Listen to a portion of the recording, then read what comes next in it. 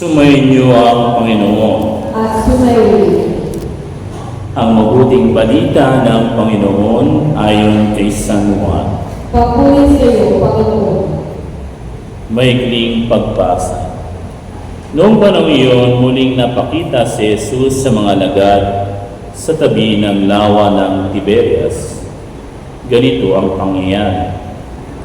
Magkakasama sina Simon Pedro, Tomas na tinaguriang Kambal, Natanael na taga-Kana Galilea, ang mga anak ni Zebedeo at dalawa pang alagad. Sinabi sa kanila ni Simon Pedro, "Mangingisda ako." "Sasama kami," wika nila. Umalis sila at lumulan sa bangka. Subalit walang nahuli ng gabing iyon. Na magbubukang liwayway na, tumayo si Jesus sa pampang. Subalit hindi siya nakilala ng mga alagad. Sinabi niya, "Mga anak, mayroon ba kayong nahuli?" "Wala po," tugon nila. "Ihulugin niyo ang lambat sa gawing kanan ng bangka at makakahuli kayo," sabi ni Jesus. Inihulog nga nila ang lambat at hindi nila ito mahila sa dami ng huli. Sinabi kay Pedro ng alagad na minamahal ni Jesus, "Ang Panginoon yun." Nang marinig ito ni Simon Pedro, siya'y nagsuot ng damit sapagkat hubad siya at tumalon sa tubig. Ang kasama niya mga alagad ay sumapit sa pampang, sakay ng munting bangka. Hila-hila ang lambat na puno ng isda. Hindi sila ganong kalayuan sa pampang, mga 70 metro lamang. Pag-aw nila sa pampang, ay nakakita sila roon ng mga baga na may isdang nakaihaw at ilang tinapay. "Magdala kayo rito ng ilang isdang nahuli ninyo," sabi ni Jesus.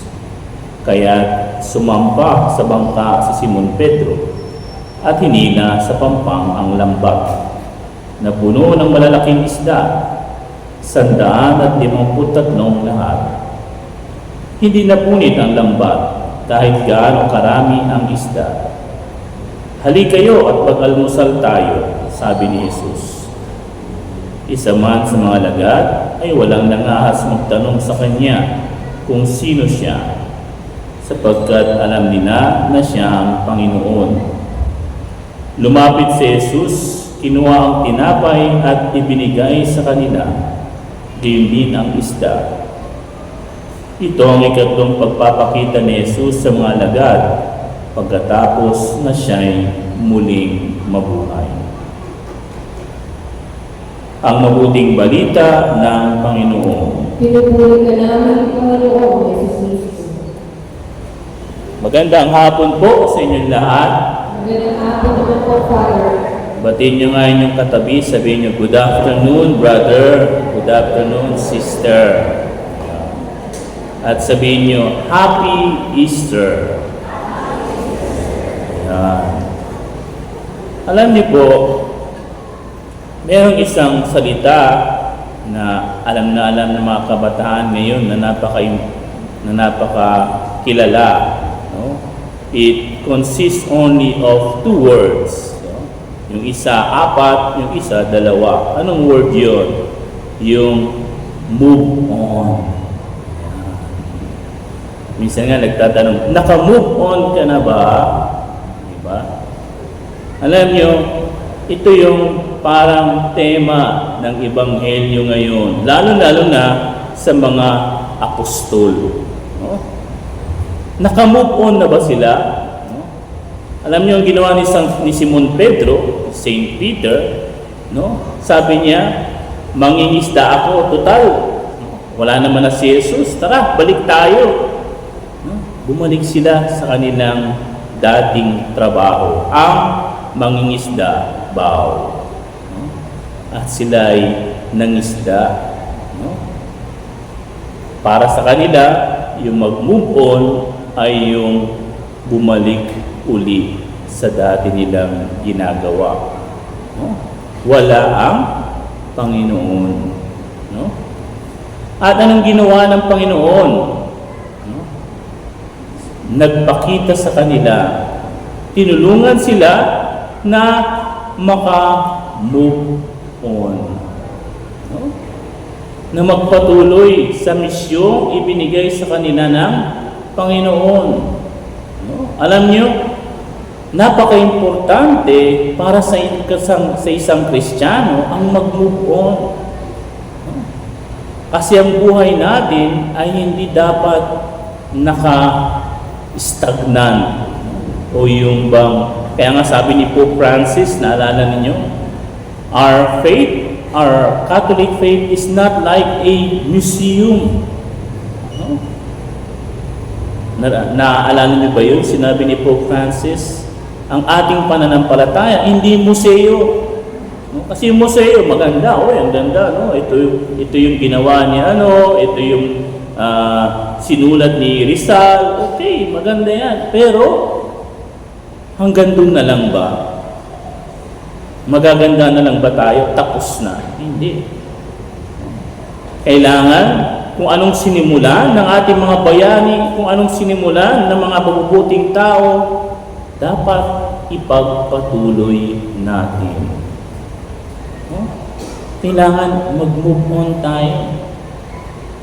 Kasi yun ang gusto ng Panginoon sa atin at yun ang gusto ng Panginoon sa mga apostoles. Kita ninyo, doon sa 5 o 7 apostoles, ilan lang ang nakakilala sa Panginoon nung siya nagpakita sa Ebanghelyo. Tingnan ko, nakikinig kayo. Ilan ang nakakilala sa Panginoon? 2 lang. Sino yun? Si Simon Pedro at saka si San Juan. Yung sinasabing Saint John the Beloved, no? Yung minamahal na disipulo ni Jesus. No? At siya yung nagsabi, ang Panginoon iyon. No? At si Simon Pedro, lumundag sa tubig. No? At sinunod, pinuntahan. At sabi nga dito, no?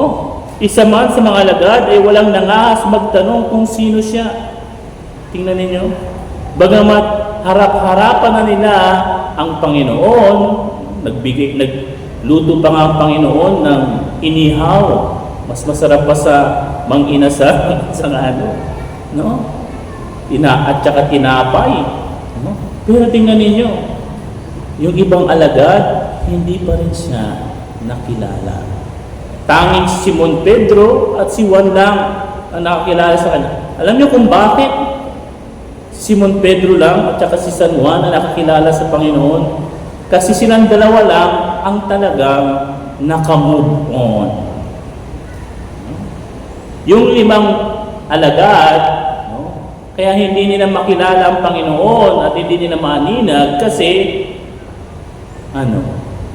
kasi tinutusok pa sila sa kanilang konsensya ng kanilang ginawa sa Panginoon noong Biyernes Santo, noong Huwebes Santo.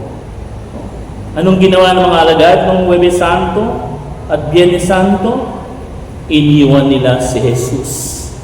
Inabandon nila si Kristo. At hanggang nung mga oras na yun, no, binabagabag sila ng kanilang konsensya.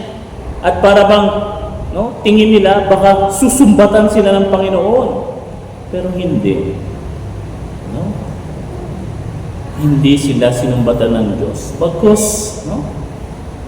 sa mga susunod na Ebanghelyo, makikita natin na tinawag pa sila ng Panginoon para magpahayag ng mabuting balita. Si San Juan at Simon Pedro, paano sila nakamove on? At bakit sila nakamove on? Una sa lahat, unahin natin si San Juan. Siya lang ang nag-iisang alagad na nandoon sa ilalim ng krus ni Kristo, kasama si Mama Mary. At siya lang ang talagang masugid na nagmamahal. Kaya nga sinabi doon, Saint John the Beloved. Itong pinakamaganda, si Simon Pedro, si Simon Peter. Bakit siya nakamove on? Bagamat siya pa ngayon nanguna, nasabi niya, tara, mangisda na lang tayo. Pero tingnan nyo, mabilis siyang bumawi. Mabilis siya nakabawi si San Pedro. Bakit? Kasi nasa kanya yung pagpapakumbaba. Humility. Kita ninyo? Iniwan niya lahat. Hindi siya nahiya na siya'y hubad, nagsuot siya para lapitan ng Panginoon. Ganon siya katapang at mapagkumbaba. Oo, itinakwil niya ang Panginoon 3 beses, di ba? Sabi ng Panginoon, itatakwil mo ako 3 beses bago tumilahok ang manok.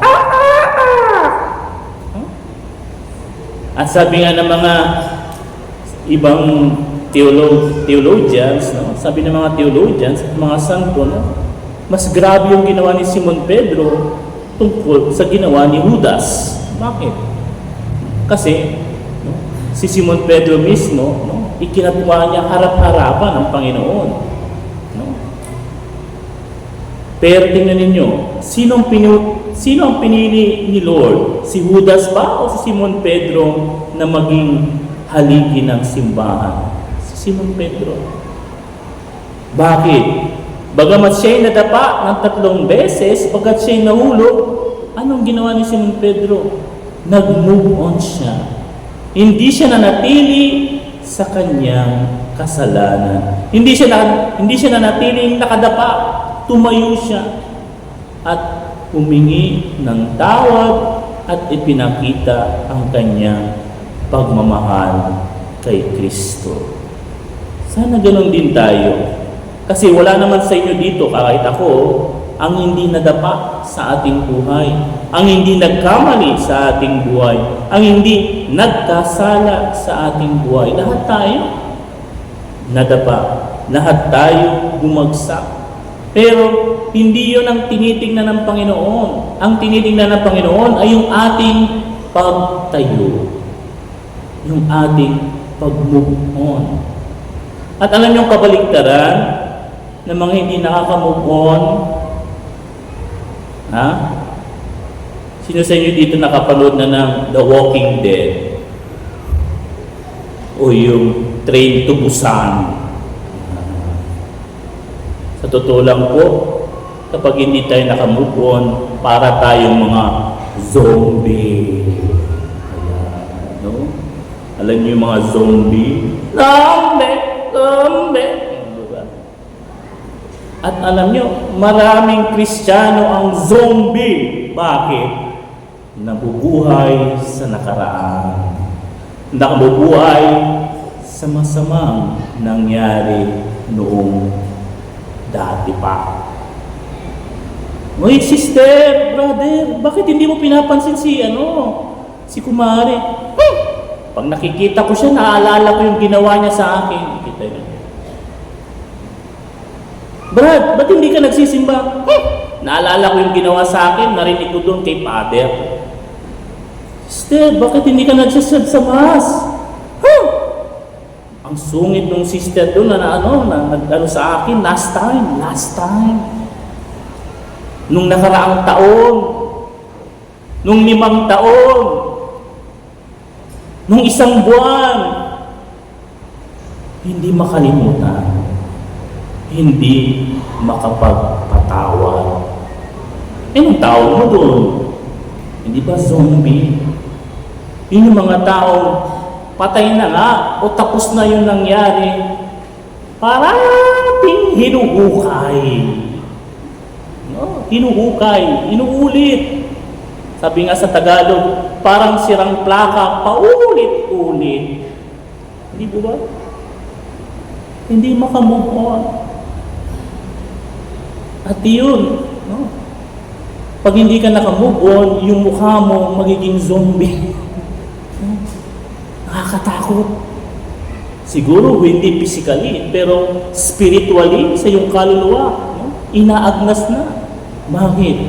Kasi hindi ka maka-move on doon sa nangyari sa nakaraan. Sister, brother, tapos na yun. Tanggapin mo nangyari na.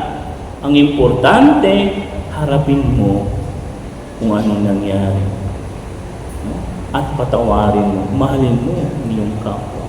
Of course, hindi mo magagawa yon kung sa sarili mo lang.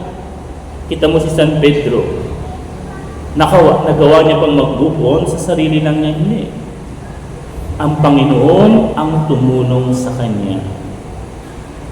Kaya nga ang sikreto para tayo makamove on at hindi tayo maging zombie ay humingi tayo ng tulong sa Panginoon. Kaya tayo nandito. Kaya tayo nagsisimba. Kaya tayo nagdadasal. Hiningi natin yung grasya na makamove on tayo. Kasi hindi tama na manatili tayo sa nakaraan, lalong-lalo na kung yung nakaraan na yun ay hindi maganda.